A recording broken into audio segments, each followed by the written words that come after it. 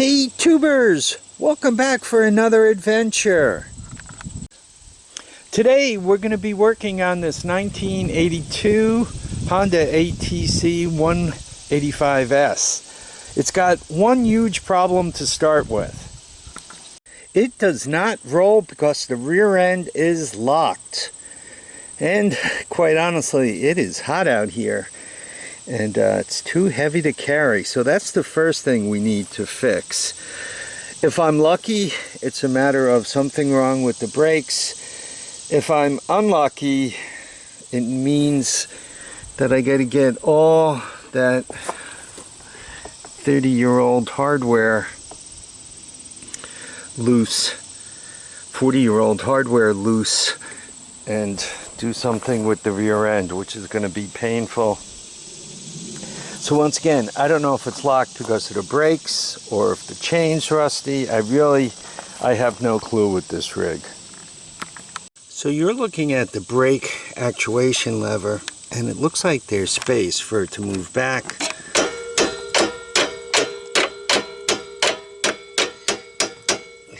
And doesn't appear to be moving.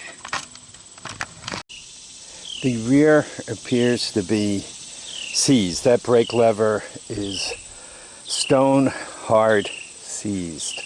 Not good. You noticed the corrosion? I mentioned it before. I think that whole tail end of this thing is salty. Salty and rotted. I bet you the chain's also seized up.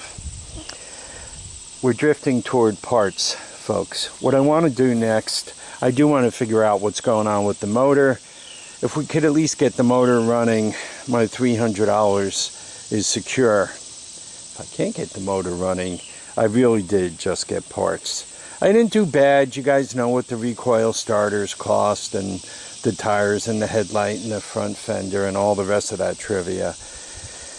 But I really hope to be riding this thing in a matter of minutes, and that's drifting away.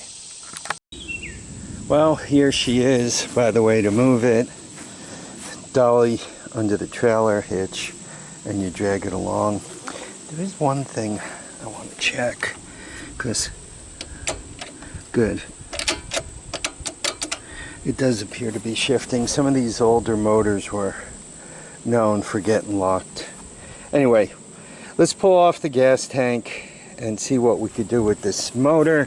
This motor, the diagnostics were like, see, it had compression, and each time I pull it, it seems to have a little less, and now it's got almost nothing.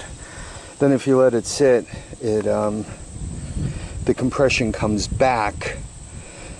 One of you guys guessed it. You said, I think you got a valve hanging up. I think that's true. So anyway, let's start oiling things, the rear end to start with, and then let's get the bolt off, get the gas tank off, and see what we're going to do. Let's give the PB blaster a moment to percolate. So here's the gas tank. The gas cap will not even come off. And you guys can see it's pretty roached here, to quote my buddy Calvin. There are guys who fix these. I don't know if they cut a couple of square holes in and repair the tank up and put it back together again. My lean toward getting a tank like this is putting a small plastic one on the inside, and then there's going to be an extra gas cap here. Getting the air filter out is a piece of cake, like these 210s. They're going to snap off. And then it looks like the other one's a 12. That's probably a 12. Then I need a Phillips. Then you just kind of take it out back and wiggle it off.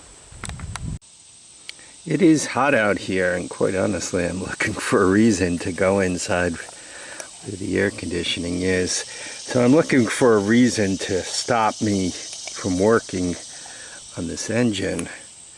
And one of the things I was thinking is maybe the magnet and ignition system are shot, but it looks like it's in really pretty good shape. So no excuse, stay outside, drink water, keep working. Now we think the issue with this machine is the valves. So a little bit of play there, not a lot.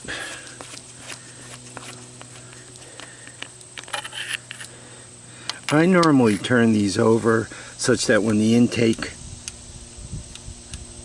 valve is opening, the exhaust is closing. Right, I just saw the intake open, so you guys hear that? So I should have enough.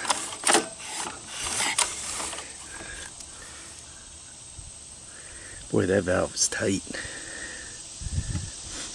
And it smells like, I smell mousy. I don't know if you guys could see in there. There is some evidence of mouse. There's also some evidence of a lunatic with a drill. Okay, I loosened up the intake quite a bit. Let me show you the exhaust. Here's exhaust. So I think the valves are loose enough now. I'm going to spray them down with penetrating oil. I'm also going to spray in here once the carburetor's off with penetrating oil, just to make sure things loosen up. Removing the carburetor, easy enough, to 10 millimeters. I'm actually kind of surprised on this one. The slide doesn't appear to be seized. Normally when you see a little mouse action anywhere near the carburetor, they seize up. Anyway, I'm going to spray the valve here also while it's opened, while it's closed, in hopes of it too loosening things up. So WD-40 down into the intake manifold. I'd say the compression is back with a vengeance. So I'm going to smash a carburetor on there. I'm going portable ignition. I don't have that much in me. It's hot out here, and I don't want to pull the string until I'm lying down alongside this thing with the wife dialing 911. So I'm going to go portable ignition, spare carburetor, remote gas tank, and hopefully we'll hear this thing run for the first time in years. Quick check of the oil. Yeah, not bad. A few things I did off camera. I pulled out the plug and pulled it over a whole bunch of times, and I figured while the plug was out I'd check the spark, and it actually has spark, which is a pleasant surprise. Obviously I smashed the carburetor on it. I put some gas into it, but it seemed to keep accepting it. So I think this carburetor turned into a flooding carburetor. Anyway, it does have some gas in it. It has a cable choke, so I put a wire on it and pulled it taut. I'm going to set up the camera. We're going to give it a spray of starting fluid, and we're going to see if it starts. It seemed to have a crazy amount of compression after I oiled up the valve. That's why I took the plug out and gave it a few pull overs. Maybe I ended up with some oil sitting in the combustion cavity, which would jack up the compression ratio higher than it should be. Anyway, let me get the camera set up. We'll give it a hoot and hopefully she starts. Wish me luck. I don't have that pulls in me. It is hot out here. So give it a hoot.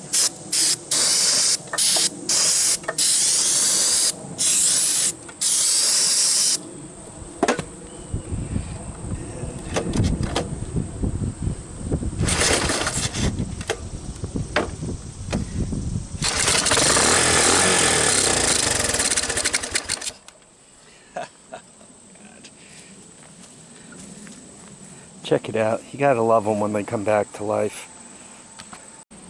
Alright, I hung a gas tank just in case it needs more gas than it's getting. And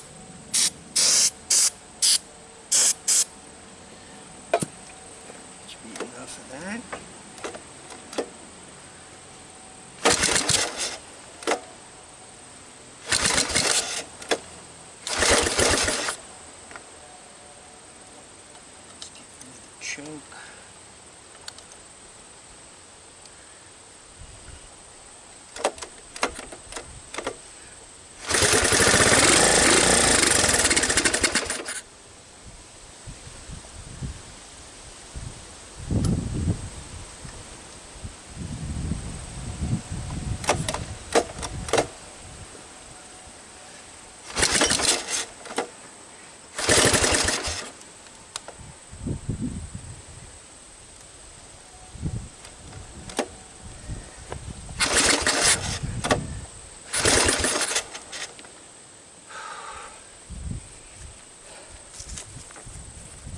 Champion spark plugs, they rot every time.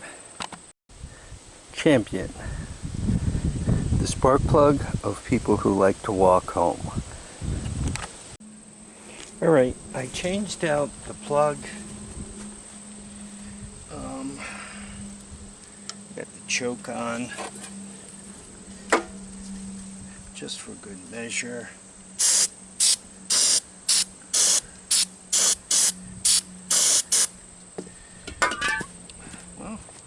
Let's see what she wants to do.